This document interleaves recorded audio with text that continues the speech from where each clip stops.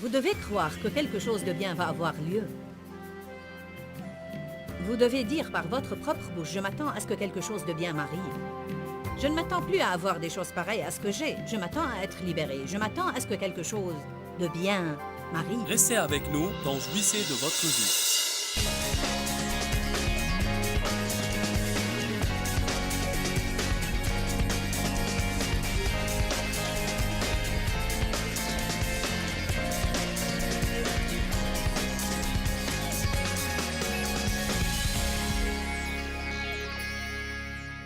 Vous ne serez jamais vainqueur si tout ce que vous voyez est la vallée. Ce qu'il faut regarder, c'est la montagne. L'Éternel Dieu est ma force. Il est mon courage personnel. Il est mon armée invincible. Il rend mes pieds semblables à ceux des biches et me fait marcher. Non pas me garde immobile de terreur, mais il me fait marcher et m'incite à faire des progrès spirituels sur mes lieux élevés de difficulté, de souffrance et de responsabilité. Ce que nous appelons une chose odieuse, Dieu appelle une bonne chose. Il dit que la difficulté est un lieu élevé. Pourquoi? Parce que nous faisons un progrès spirituel là-bas. Quand nous sommes sur les cimes, notre chair est ravie.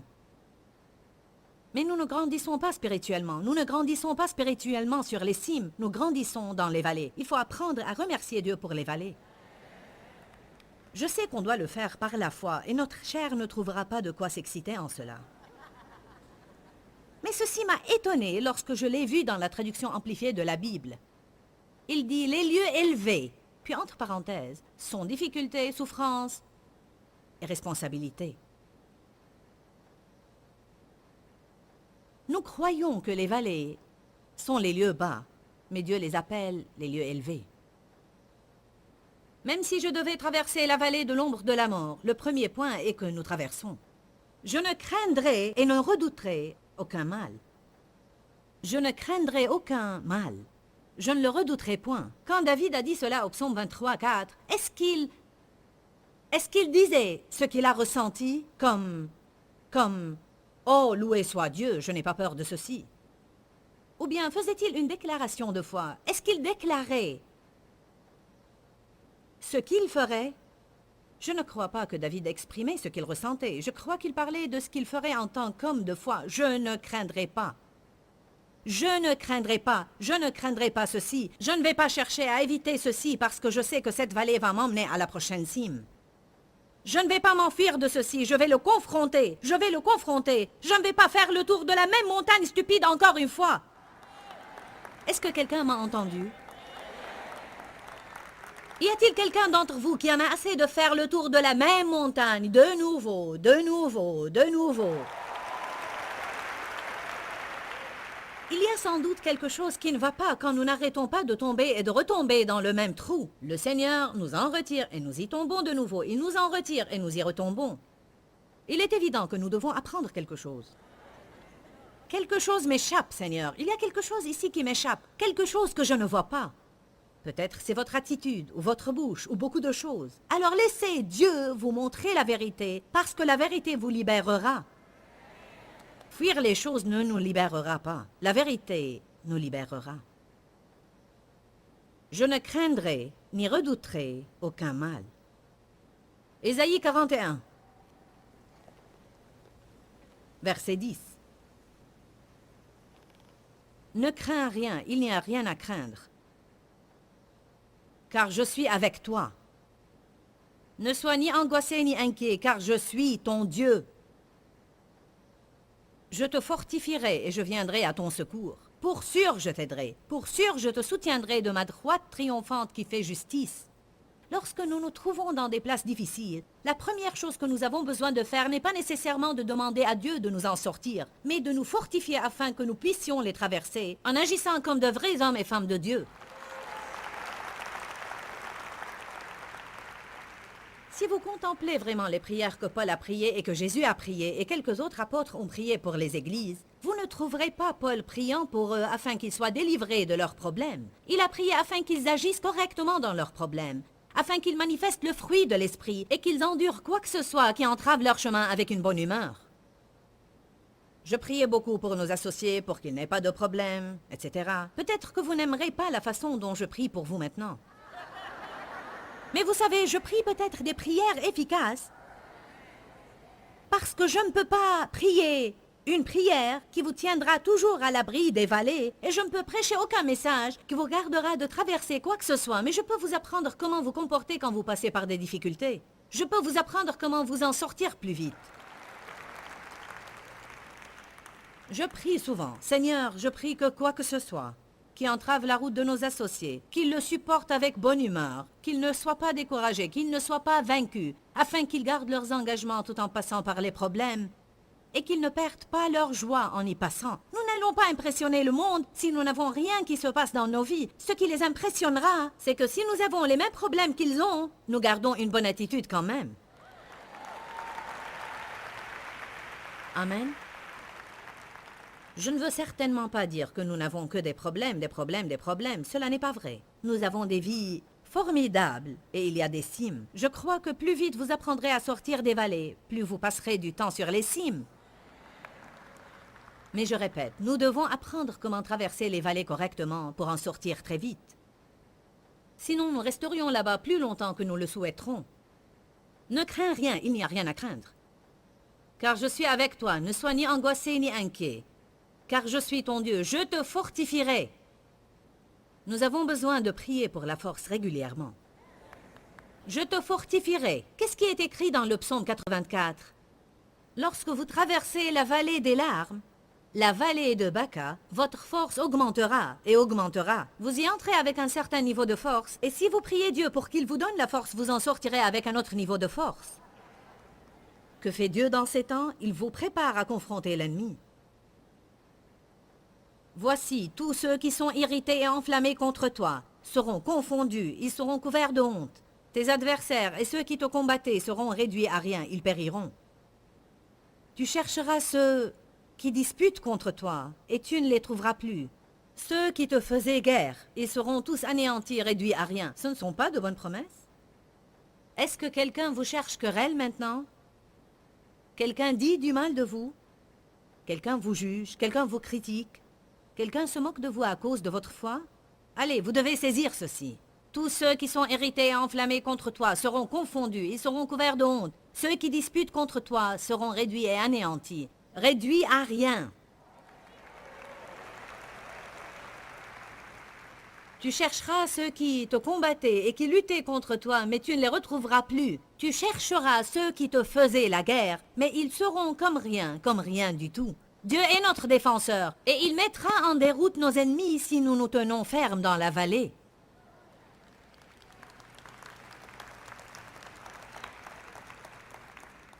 Ah, ça c'est bien, verset 13. Car je suis l'Éternel ton Dieu qui fortifie ta droite. Ouh! Je suis le Seigneur qui te dit ne crains rien. Je t'aiderai, j'aime bien le verset 14. Ne crains rien, vermisseau de Jacob. Même quand nous ne sommes que des vers, Dieu nous aide. Un vers est le plus bas des plus bas. Je t'aiderai, dit le Seigneur. Verset 15. Vous ne devez pas rater ça. Voici, je fais de toi un traîneau de battage tout neuf et pointu. Qu'est-ce qui se passe dans la vallée? Dieu fait de vous d'autres hommes ou femmes. Il vous transforme d'un homme négatif, pleurnicheur, murmurant, faible, mauviette et lâche. Bleh. Il vous change d'une chèvre qui ne fait jamais rien autre que dire « mais » en une brebis qui suit le berger, qui écoute toujours la voix du berger et qui est toujours prête à obéir. Je fais de toi un traîneau de battage tout neuf, armé de pointes, ou dans la vallée. Et la montagne qui se dresse devant toi. Ceci parle du sens figuré des montagnes, les montagnes représentant les problèmes. Tu écraseras les montagnes avec ces nouvelles pointes que tu as, et tu mettras en déroute les problèmes dans ta vie. Mais où tu peux faire ça? Dans la vallée. Amen. Allez à Ésaïe 43. Verset 2. Si tu traverses les eaux, je serai avec toi. Les fleuves ne te submergeront point. Si tu marches à travers le feu, tu ne souffriras pas et la flamme ne te brûlera pas. À travers, à travers, à travers, à travers, à travers. Quand tu traverses, quand tu traverses, quand tu traverses, quand tu traverses, il dit, je serai avec toi. Quelle doit être notre attitude? Quelle doit être notre position en passant par des problèmes? Vous devez croire que quelque chose de bien va avoir lieu. Vous devez dire par votre propre bouche, je m'attends à ce que quelque chose de bien m'arrive. Je ne m'attends plus à avoir des choses pareilles à ce que j'ai. Je m'attends à être libéré. Je m'attends à ce que quelque chose de bien m'arrive. Dans le psaume 27, versets 13 et 14, le roi David dit « Que deviendrais-je si je n'avais pas l'assurance de voir l'amour de l'Éternel dans la terre des vivants ?» Qu'est-ce qui nous arrivera si nous ne commençons pas à croire au milieu de nos tribulations que Dieu va changer cela et que nous n'allons pas vivre dans la vallée toute notre vie, mais on va finir là-haut sur les cimes? Il y a quelqu'un ce soir qui a besoin d'être libéré, d'être négatif. Il y a quelqu'un ce soir qui a besoin de commencer à dire quelque chose de positif dans la vallée. Il y a quelqu'un qui a besoin de commencer à donner alors qu'il est dans la vallée. Il y a quelqu'un qui a besoin de commencer à être une bénédiction à quelqu'un d'autre alors qu'il est dans la vallée. Il y a quelqu'un ce soir qui a besoin d'être un placeur à l'église alors qu'il est dans la vallée. Travaillez dans la garderie à l'église alors que vous êtes dans la vallée. Allez, il faut prier pour quelqu'un d'autre que soi.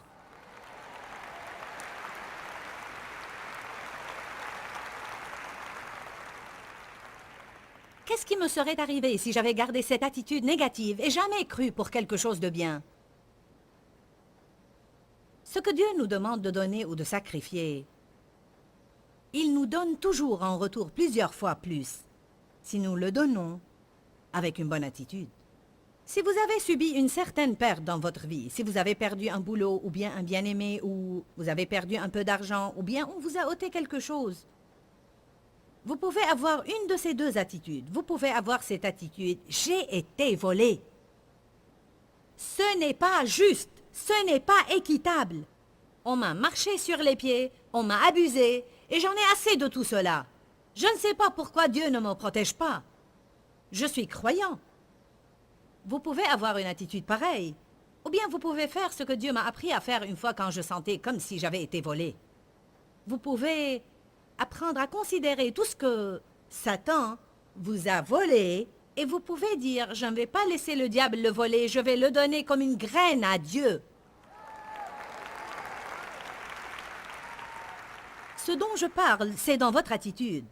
Dans votre attitude, vous le donnez comme une graine. Vous dites « Je ne vais pas être dans l'amertume parce que j'ai cette mentalité que Satan me l'a volé. Je vais le semer comme une graine, Seigneur, et je vais te faire confiance pour la récolte. » Amen. Je ne vais pas laisser le diable me faire croire qu'il a volé mon boulot. Dieu, je vais te donner ce boulot. Je vais te le donner et je vais te faire confiance pour un meilleur boulot que celui que j'avais avant. Je ne vais pas laisser le diable me faire croire que personne ne m'aime et que je vais me sentir rejetée toute ma vie. Oui, le diable a volé une relation, mais tu sais quoi, Seigneur? Je vais semer cette relation comme une graine et je vais croire que la prochaine relation que je vais faire va me sortir de Baca et me faire rentrer dans l'abondance des bénédictions et je vais aller de force en force en force.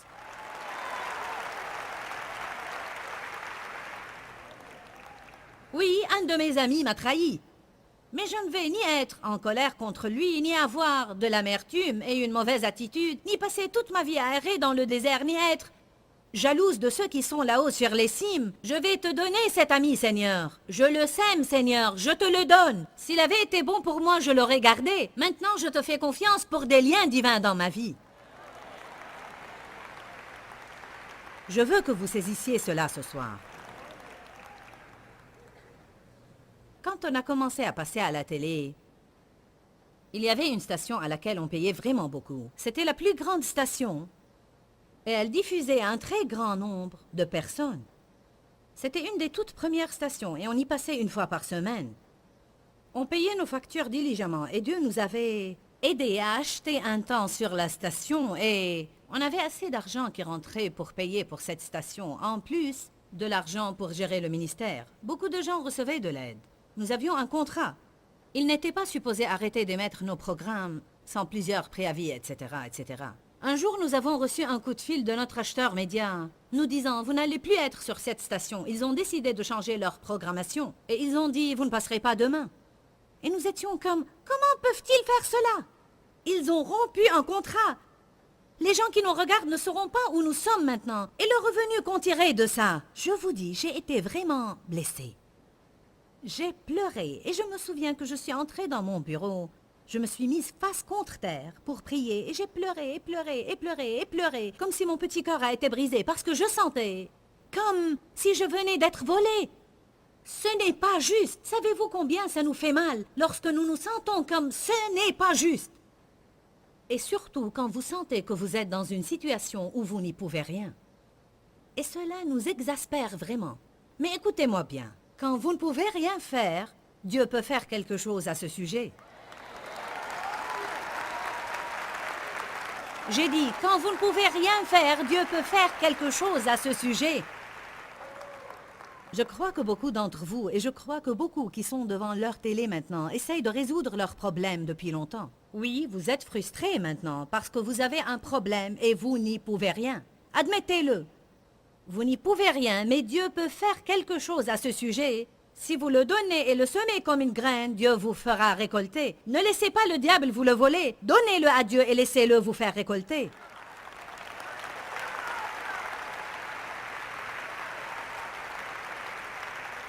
J'étais à l'église le dimanche après que ce problème ait eu lieu le lundi. Et le pasteur parlait à propos d'offrir et de donner. J'étais toujours en colère. Le diable vous vole tout ce que vous avez entre les mains. Et Dieu m'a dit, arrête ça. Si tu le sèmes comme une graine, je te ferai récolter. J'ai non seulement donné mes offrandes financières ce jour, mais quand on m'a approché le panier, j'y ai mis cette station de télévision par la foi. Vous pouvez mettre une personne dans le panier des offrandes. Allons maintenant. Vous pouvez mettre une injustice dans le panier des offrandes. Et vous pouvez dire, je ne vais plus avoir cette attitude, je ne vais pas être rempli d'amertume, je ne vais pas être rempli de rancune. Diable, je ne vais pas te laisser me voler. Quand on m'a approché le panier des offrandes, j'ai dit, je mets cette station de télévision dans ce panier d'offrandes, Seigneur, je te la donne. Je la sème comme une graine et je te fais confiance maintenant pour une récolte dans ce domaine. Bon. Un an plus tard, nous avons reçu un coup de fil de cette station qui m'avait laissé tomber un lundi et n'a pas émis mon programme le mardi. On émettait nos programmes une fois par semaine les mardis, mais ils nous ont dit lundi, vous n'allez pas passer demain. Et ils nous ont non seulement demandé de reprendre nos programmes, mais ils ont dit, nous voulons que vous passiez 5 jours par semaine. Alors, le diable a pris un jour et le Seigneur m'a rendu 5 jours. Amen.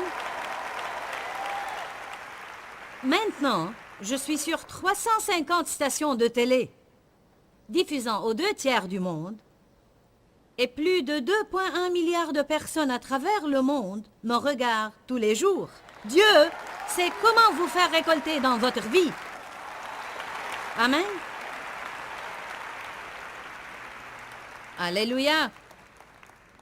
La Bible dit que Dieu est avec nous. Je suis avec vous. Ne crains rien, je suis avec toi. Il y a écriture après écriture après écriture après écriture.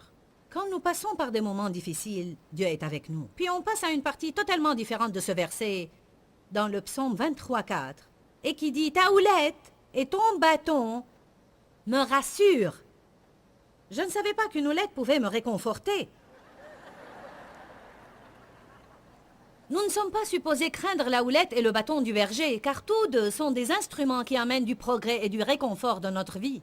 Cette houlette, par exemple, pourrait être une épreuve dans notre vie.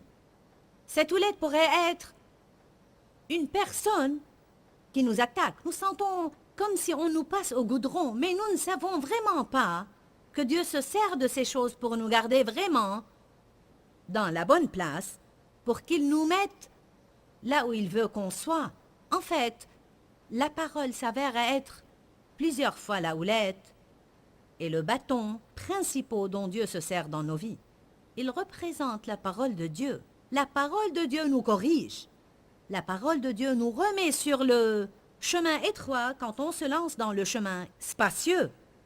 Le berger avait une houlette et il avait un bâton, qui sont tous deux des instruments qu'il utilisait pour garder les moutons dans la bonne direction. La houlette, si je peux avoir ma houlette et mon bâton. Oh, comme j'endure pour faire comprendre aux gens ce que je désire. La houlette était un bâton et le berger attachait un très grand pommeau à son bout. Et il s'exerçait et s'exerçait et s'exerçait à lancer cette chose-là avec précision